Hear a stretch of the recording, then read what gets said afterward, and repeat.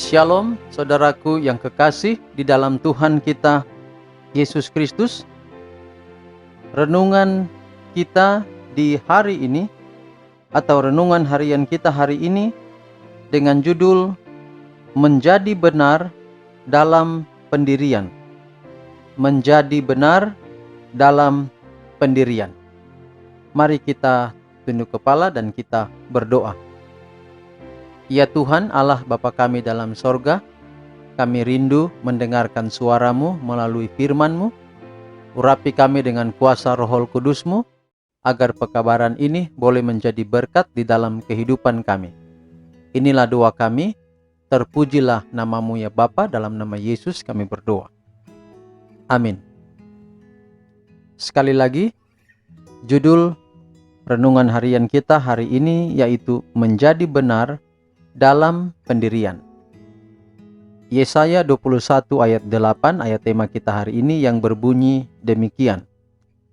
Di tempat peninjauan, ya Tuanku, aku berdiri senantiasa sehari suntuk, dan di tempat pengawalanku, aku terpancang setiap malam. Mari kita dengarkan keterangan dari bacaan kita. Yesus sendiri tidak pernah membeli damai melalui kompromi. Hatinya dipenuhi kasih bagi seluruh umat manusia. Akan tetapi, Ia tidak pernah memanjakan dosa-dosa mereka. Ia menjadi sahabat karib mereka sehingga Ia tidak dapat tinggal diam saja melihat mereka mengikuti jalan yang akan membinasakan jiwa mereka. Jiwa-jiwa yang telah dibelinya dengan darahnya sendiri. Ia bekerja supaya mereka benar kepada dirinya sendiri, benar terhadap perhatiannya yang lebih mulia dan kekal. Hamba-hamba Kristus juga dipanggil kepada pekerjaan yang serupa, dan mereka harus berhati-hati supaya jangan di dalam mencari jalan untuk mencegah perpecahan, mereka menyerahkan kebenaran. Mereka harus mengejar apa yang mendatangkan damai sejahtera. Roma 14 ayat 19. Tetapi damai yang sejati tidak pernah didapat oleh prinsip kompromi. Dan tidak ada seorang pun yang benar terhadap prinsip tanpa mendatangkan perlawanan. Suatu kekristenan yang rohani akan ditentang oleh anak-anak yang durhaka. Tetapi Yesus berkata kepada murid-muridnya, "Janganlah kamu takut kepada mereka yang dapat membunuh tubuh, tetapi yang tidak berkuasa membunuh jiwa." Orang yang benar terhadap Allah tidak perlu takut kuasa manusia ataupun permusuhan setan. Di dalam Kristus, kehidupan yang kekal itu pasti. Ketakutan mereka hanyalah kalau-kalau mereka meninggalkan kebenaran dan mengkhianati kepercayaan akan Allah yang telah menghormati mereka. Pekerjaan setan ialah memenuhi hati manusia dengan kebimbangan. Ia memimpin mereka supaya memandang kepada Allah sebagai hakim yang bengis. Ia mencobai mereka agar jatuh ke dalam dosa, dan kemudian menganggap diri mereka terlalu keji menghadap Allah Bapa yang di surga, atau meminta rahmat-Nya.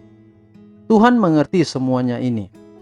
Yesus menjamin murid-muridnya akan simpati Allah bagi mereka di dalam memenuhi keperluan dan kelemahan mereka. Tiada keluhan yang dikeluarkan, tiada sakit yang terasa, tiada duka menghancurkan jiwa, melainkan getaran terhadap hati Allah Bapa. Alkitab menunjukkan kepada kita Allah yang tinggal di tempatnya yang tinggi dan suci. Bukannya tinggal diam tanpa berbuat apa-apa.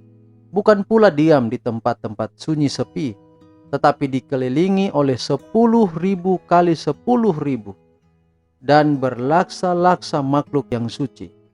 Semuanya sedang siap menunggu melakukan kehendak-Nya melalui saluran-saluran yang tidak dapat kita lihat.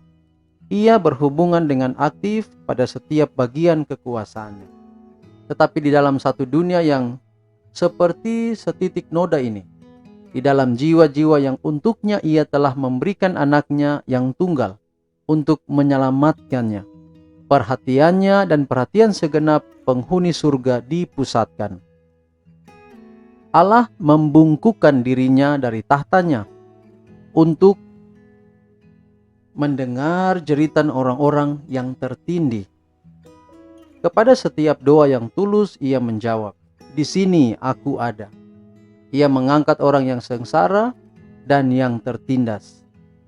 Ia turut merasa sedih di dalam segala kesedihan kita. Alfa dan Omega jilid 5 halaman 384 dan 385. Luar biasa renungan kitab untuk hari ini. Kita harus menjadi benar dalam sebuah pendirian, dalam sebuah keputusan. Memang setan berupaya agar kita tertindas dengan rasa bersalah kita. Tetapi gantinya kita lari dari Tuhan, kita harus datang lebih dekat kepada Tuhan. Tuhan sudah janji kepada kita untuk memberikan jalan keluar terhadap setiap problema, masalah hidup yang kita hadapi.